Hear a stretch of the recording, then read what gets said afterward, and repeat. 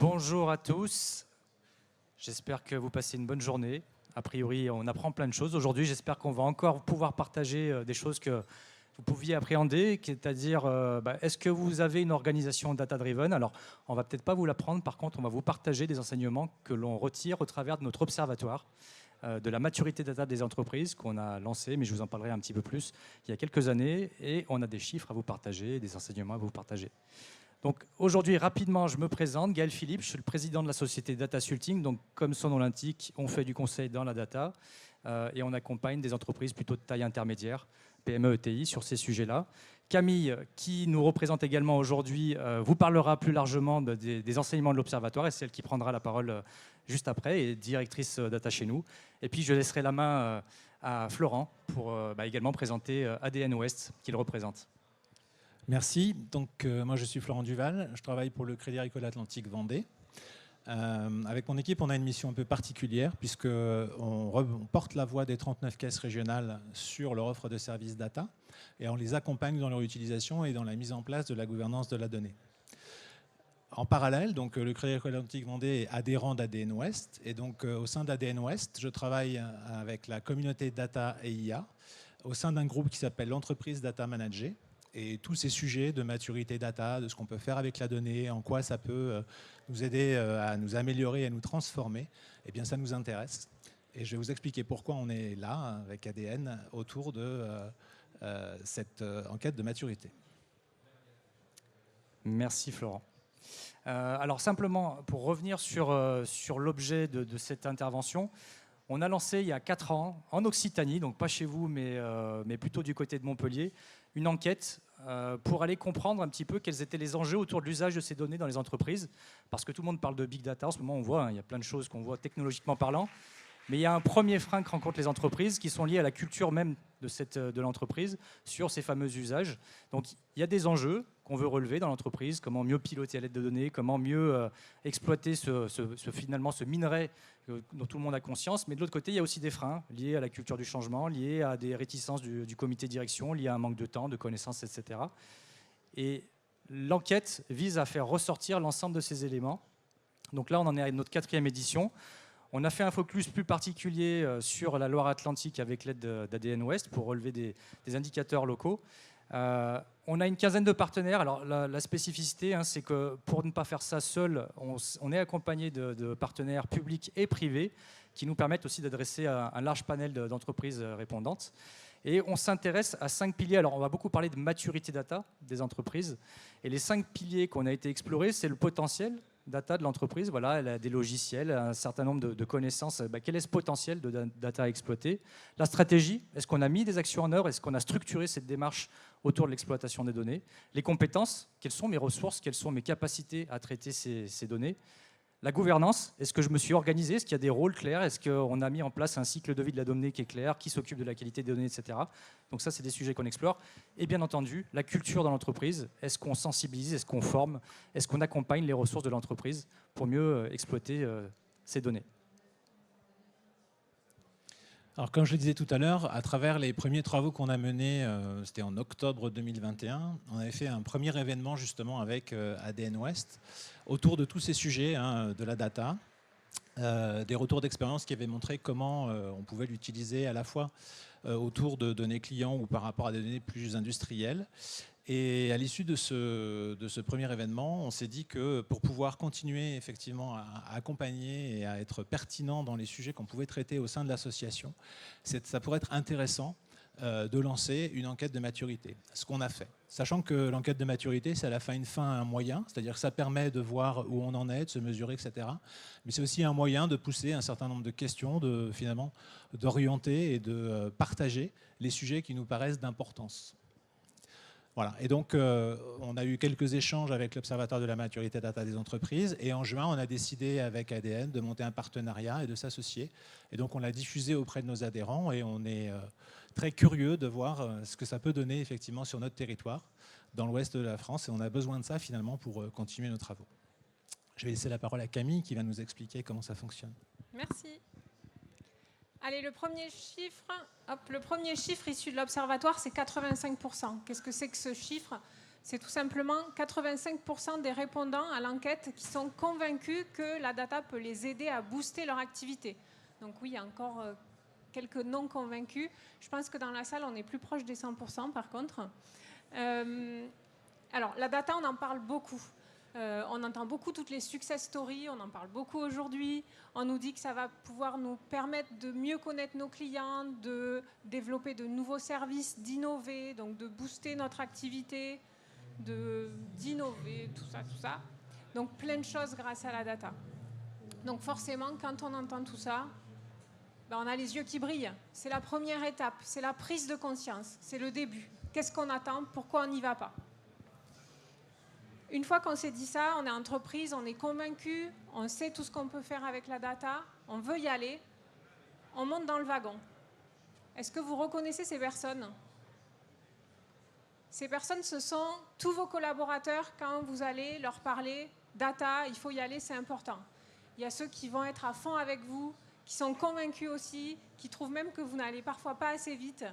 Il y a ceux par contre qui vont avoir peur, qui vont freiner. Il y a ceux qui vont regarder ailleurs. Il y a ceux qui sont convaincus, qui vont vous suivre, mais qui sont un peu apeurés. Ce phénomène humain, on a assisté tout à l'heure à une très bonne conférence sur l'acculturation de data. C'est un sujet qui nous tient à cœur. Le paramètre humain, il est important. Ça peut être une des difficultés que vous allez rencontrer dans vos projets data. Une parmi tant d'autres. Il y a des belles histoires aussi, mais le chemin, il est aussi ponctué de difficultés. Et ça en est une. Hop. Alors, quand on interroge les entreprises, on leur demande quels sont vos objectifs, quelles sont vos ambitions, pourquoi vous allez vers la data. Ce qui ressort systématiquement depuis 4 ans en pole position, c'est le pilotage. Donc le premier sujet, quand on s'attaque à la data, c'est je veux pouvoir piloter mon activité, avoir une meilleure connaissance de ce que je fais, de ce que je produis, de ce que je vends, etc. Le deuxième sujet qui revient aussi tous les ans, pas forcément en deuxième place, mais qui revient systématiquement, c'est celui de la performance opérationnelle. Ensuite, on va trouver un sujet qui monte, celui de pouvoir anticiper, prédire les comportements des clients, la gestion des stocks, etc. Donc ça, c'est un sujet vraiment qui monte. Et enfin, on va trouver dans les priorités tout ce qui a trait à la connaissance client, améliorer la satisfaction, l'expérience utilisateur. Donc ça, c'est les ambitions. Parallèlement à ça, il y a aussi des freins, des obstacles. On en a parlé un petit peu juste avant. Le premier obstacle, où il y a eu, ça a changé là, cette slide n'est plus à jour sur les freins, il y a eu une inversion entre les deux premiers. L'année dernière, on avait effectivement le manque de temps qui était le premier frein. Cette année, c'est plutôt la connaissance, le manque de connaissances et de compétences en interne. À la limite, moi, je mettrais un peu de contexte là-dessus, parce qu'effectivement, l'année dernière, c'était avant ChatGPT. Et je pense que les dirigeants ont pris conscience d'une chose, c'est que maintenant, les choses vont très vite et que le temps, il faut qu'ils le priorisent pour ces sujets-là aussi. Et du coup, je pense que la notion de compétence et de connaissance arrive maintenant en pole position parce qu'en fait, ils voient leurs limites à eux-mêmes de compréhension parce qu'ils n'ont pas forcément des ressources compétentes en interne pour adresser ces sujets. Et ça devient une vraie problématique pour avancer. Aussi, quand on dit qu'on n'a pas le temps, c'est peut-être des fois que le sujet n'est pas prioritaire. Donc là, il y a aussi le fait que le sujet, on voit qu'il devient plus important. Donc on a besoin de connaissances et de compétences. Troisième frein, c'est les outils. Manque d'outils, les outils pas adaptés ou alors qui ne nous permettent pas d'accéder correctement à nos données. Et enfin, un sujet qui est récurrent, pas que dans les PME, mais aussi dans les grandes entreprises, la qualité des données. D'ailleurs, j'ai un chiffre sur la qualité des données. Dans les répondants, seulement 50% disent traiter ce sujet de qualité des données. Ce qui veut dire que les autres le traitent plus ou moins, voire n'ont pas défini de rôle de personnes qui devaient traiter le sujet de la qualité des données. Donc là, on va toucher à une problématique qui est quelle est ma gouvernance des données en interne. Et bien souvent, quand on touche à ce sujet, c'est un petit peu la martingale, la gouvernance. Voilà, il y a eu le DSI qui a géré le sujet au début, et puis après, il a embauché quelqu'un qui était un data scientist junior, qui est monté en compétences. Voilà. Et ça s'est fait un peu par la force des choses.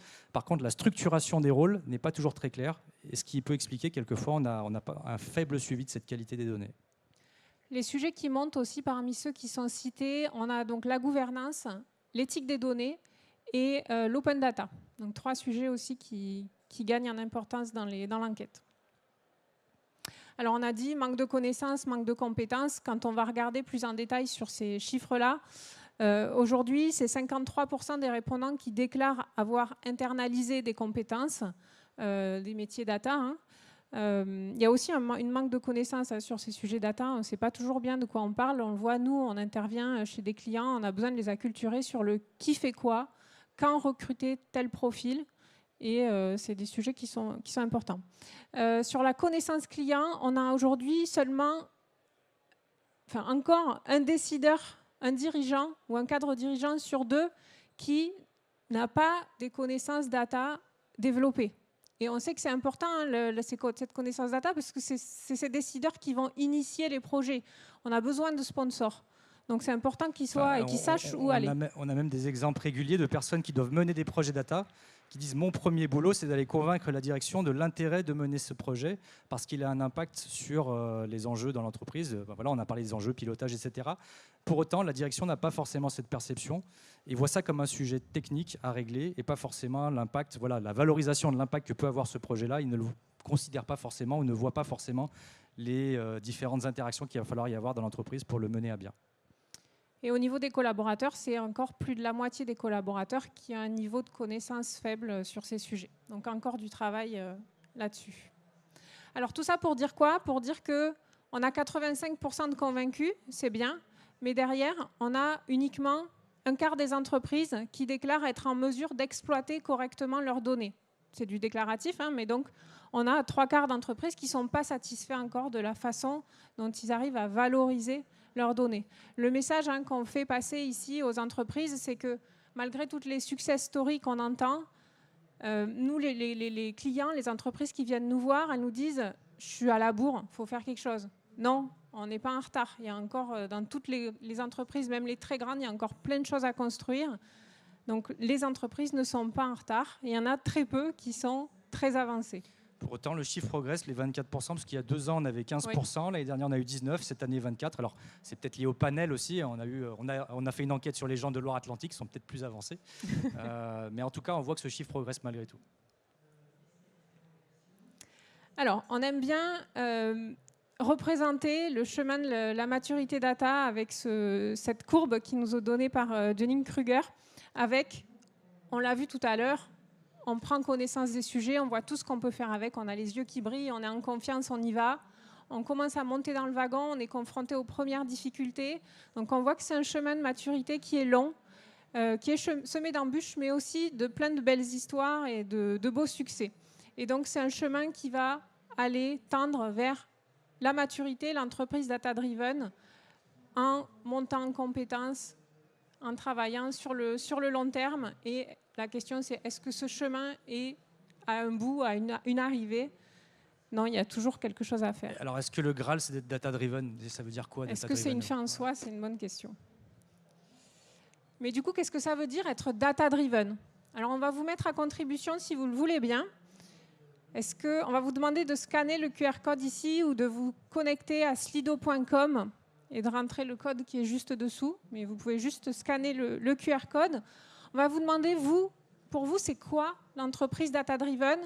On va avoir un nuage de mots-clés qui vont s'afficher. Vous allez juste rentrer les mots spontanément que vous inspire cette notion de data-driven. Et on espère que ça va marcher. Oui, on voit qu'il y a des gens qui sont connectés. Alors, piloter. Je crois qu'on a influencé l'audience parce que le pilotage ressort encore en pole position. Piloter, organisation, la stratégie. OK. Bon, le pilotage, on sent que c'est quelque chose de fort. Décision, gouvernance qui ressort. Oui. La maîtrise, le pragmatisme. La maîtrise qui ressort. Gouvernance beaucoup quand même. Allez, on va couper dans 30 secondes. Oui. Gouvernance, le gouvernance ressort maintenant devant pilotage.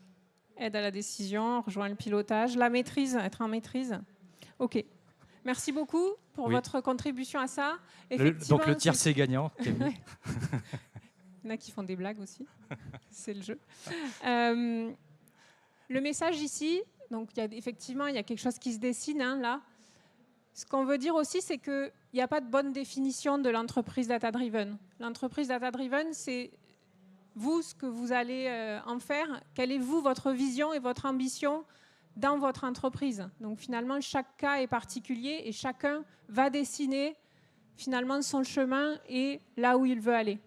Ce qui est intéressant, c'est les mots-clés qui ressortent, parce qu'on sent que gouvernance, c'est un sujet de préoccupation, en tout cas, dans beaucoup d'entreprises. Ça monte aussi. Parce qu'on va parler de plein de solutions. Donc, il y a des choses pour l'aide à la décision, à mettre en place de la data vise, le pilotage de la même manière. Mais la gouvernance, c'est comment je mets tout ça en pratique dans mon entreprise.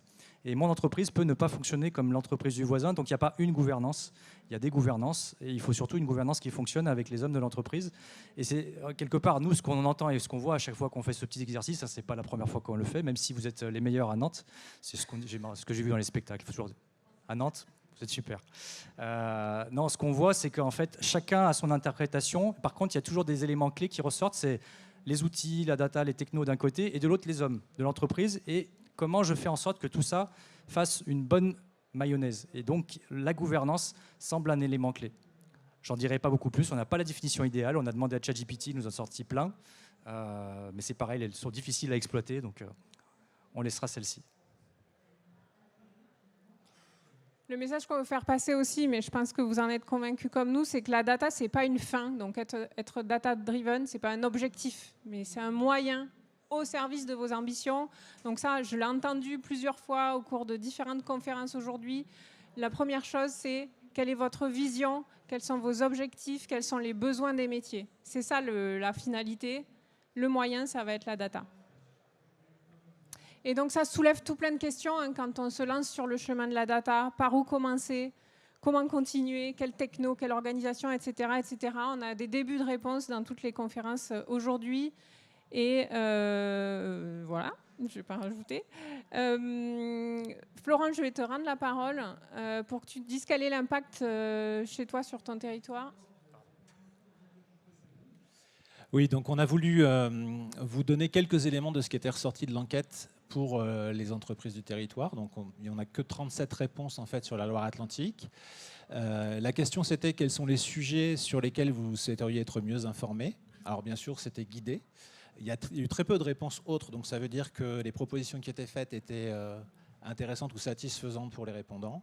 On retrouve en premier lieu l'amélioration de la performance de mon entreprise grâce aux données. C'est ce qu'on a vu, hein, c'est comment je peux améliorer tout ça. On a vu que c'était finalement que la data était au service de l'ambition, donc ça passe par effectivement le fait d'aller voir les métiers, etc. Des sujets sur l'éthique des données, le numérique responsable, et puis les outils de pilotage qui restent quelque chose d'important aujourd'hui, puisque c'est à partir de ça qu'on est capable de suivre et de piloter l'activité de l'entreprise. Alors, un autre point qui est, je dirais, en troisième position en même temps que les outils de pilotage, c'est l'accès à des retours d'expérience. Et ça, je pense que c'est quelque chose d'important. On a vu qu'autour de la data, il y a beaucoup d'humains. Il y a besoin d'échanger, il y a besoin de savoir où on se situe. Et donc, c'est tout l'intérêt de pouvoir effectivement, finalement, remplir ce type de questionnaire, voir où on en est, et puis pouvoir surtout avoir une vision de ce qui se passe sur le territoire et au niveau national. Alors, juste pour partager avec vous ce qui se passe aujourd'hui au niveau d'ADN. ADN, c'est une association. L'idée, finalement, c'est de pouvoir développer le numérique sur l'Ouest. C'est finalement un réseau avec 7 communautés. Et l'idée, c'est d'adresser tous les sujets de transformation. Donc, dans ces communautés, on va retrouver des communautés qui résonnent avec ce qu'on a vu autour de la data, de l'IA, du numérique responsable, l'infra et les services, la cybersécurité, mais aussi d'autres communautés qui sont orientées plus vers le management, la stratégie, etc. Donc, une communauté en particulier qui traite de data et d'IA, qui est active avec un certain nombre de projets en cours. On va parler data storytelling, data visualisation, la façon d'intégrer l'UX dans tout ça. On va parler éthique et IA. Et puis l'entreprise Data Manager dont je vous parlais, où on va parler de gouvernance de la donnée, on va essayer d'avoir cette vision sur la maturité. Et ce qu'on fait au sein de cette association, c'est d'essayer finalement d'échanger sur tous ces sujets, de pouvoir créer des événements. Il y a une centaine d'événements qui ont été organisés sur l'année, c'est 4300 adhérents. Et puis l'idée, c'est de pouvoir fournir des outils. Donc c'est sur ces sujets-là, en fait, on a typiquement travaillé sur la mise en valeur des données de l'entreprise. Ça, c'était un sujet autour du data storytelling, avec un événement où il y a eu des partages. On a montré ce qu'on pensait être utile pour pouvoir mettre en valeur les données, et puis des échanges entre les personnes qui étaient là. Pourquoi l'humain est au cœur des projets Data IA réussis? Donc là, c'est une table ronde qu'on a fait. On a pu échanger sur tout ça et puis répondre à un certain nombre de questions. On a travaillé sur la qualité de données et les compétences à mettre en œuvre. On a vu que c'était des freins et c'est quelque chose qu'on a identifié aussi à travers le questionnaire qu'on a diffusé la première fois. Et puis, vous avez dû le voir, on a monté un questionnaire autour du questionnaire Altaï. Donc c'est un espèce de serious game qui permet finalement de voir comment on peut créer des projets autour de l'intelligence artificielle, des projets donc IA responsables. Donc c'est un décodage en fait de ce questionnaire qui est assez compliqué, une traduction et puis le fait de vouloir l'amener autour d'un certain nombre de questions plus simples. Donc ça c'est quelque chose qui est proposé aussi par la communauté. Et à venir, on est en train de travailler sur un serious game autour de l'IA. Donc comment effectivement pouvoir mettre en place les projets IA. Et puis un dispositif donc qui s'appelle DIVA, qui permet d'accompagner les projets data du territoire. Et si vous voulez avoir plus d'informations sur tout ça, donc vous avez le stand ADN qui est juste à l'entrée du salon. Vous avez une région très active. Merci Florent. Alors moi je vous présente rapidement nous ce qu'on fait. Alors, vous l'avez compris, hein, on est une société de conseil, on accompagne depuis la compréhension des enjeux de l'entreprise. Donc on travaille sur les stratégies data jusqu'à la réalisation de solutions et l'accompagnement dans le déploiement. Ce qui nous préoccupe surtout, c'est de faire grandir les entreprises et les hommes avec lesquels on travaille, d'où l'existence de cet observatoire. Donc encore une fois, nous, on est à l'initiative de l'observatoire, mais on a besoin de coopération. Donc là, merci à Florent pour la contribution et le travail sur la Loire-Atlantique. Alors cette année, on a eu déjà on a eu 37 répondants, ce qui est déjà pas mal, sur 250 et quelques, je ne me rappelle plus exactement. 188. L'année dernière, on a eu 500 répondants, mais voilà, tout dépend des collaborations qu'on a. On cherche toujours à chercher un peu plus de répondants. Ça cible une communauté de PME ETI, mais on voit qu'il y a un intérêt chez les grands comptes, notamment quand on parle d'évaluer la maturité data. Ce n'est pas que de l'entreprise, c'est des personnes qui la composent et des départements. Donc il y a des entreprises de taille plus conséquente, comme des banques, qui s'intéressent à aller évaluer la maturité data des départements, des métiers de son entreprise. Donc on a besoin de vous si vous souhaitez être acteur avec nous sur cet observatoire. Vous êtes les bienvenus. L'enquête est disponible en ligne en permanence. Vous pouvez aller la compléter donc sur observatoire-data.fr et vous pouvez vous auto-évaluer. C'est-à-dire vous pouvez avoir un petit radar des différents piliers que j'ai présentés au début pour savoir où vous en êtes sur ces sujets data. Et c'est complètement gratuit puisqu'on le fait. Alors on le fait pas de manière bénévole puisqu'on travaille nous dans des entreprises, mais voilà, on le fait des acteurs publics qui eux diffusent de manière large cette enquête. Si vous avez des questions, n'hésitez pas. Merci. Merci à tous. Oui. C'est bon, Camille. Donc Camille prend le leadership assez facilement. Merci pour votre présentation et merci de partager vos chiffres avec nous. Déjà que très peu d'entreprises mettent en place les solutions data pour le pilotage, c'est-à-dire vont créer des pipelines et aller jusqu'à la visualisation. Moi, j'appelle ça souvent une première étape. Quelles sont les raisons et dans quelle proportion d'autres entreprises vont aller plus loin et faire de la modélisation avancée ou commencer réellement à faire de l'innovation, ne pas simplement numériser les process.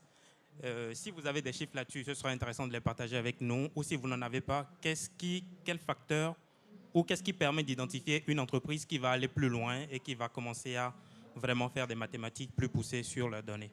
Merci. Merci pour la question. Alors, j'ai plusieurs réponses. Alors, je n'ai pas les réponses sur l'ensemble des questions posées dans cette question. Donc oui, on a beaucoup plus de chiffres. Et là, je vous inviterai à télécharger les résultats de l'Observatoire quand ils seront disponibles. Donc là, c'est Camille qui pilote, mais ça devrait être disponible sous un mois, donc directement sur ce site-là. Pour ce qui est de l'innovation, en fait, le premier jalon, et ça, c'est souvent lié à la typologie d'entreprises qui répondent à cette enquête, on va évaluer leur niveau de maturité. Et bien souvent, le niveau de maturité est plutôt au début de l'aventure, c'est-à-dire qu'ils cherchent déjà à construire le premier jalon, qui est le pilotage. Et le premier jalon, c'est bien souvent ce qu'ils n'ont pas ou qu'ils ont commencé à construire mais qui n'est pas encore efficace. Avant même de se projeter sur de la data science, faire de la prédiction, de la modélisation de comportement client, etc. Et avant d'aller chercher ces différents usages, il faut qu'ils passent ce premier jalon. Donc le premier retour, c'est déjà, il faut grandir en termes de maturité et y aller step by step. Et ça, c'est vraiment l'enseignement qu'on a au travers de ces enquêtes, mais également au travers des échanges qualitatifs qu'on peut avoir avec les personnes qu'on rencontre.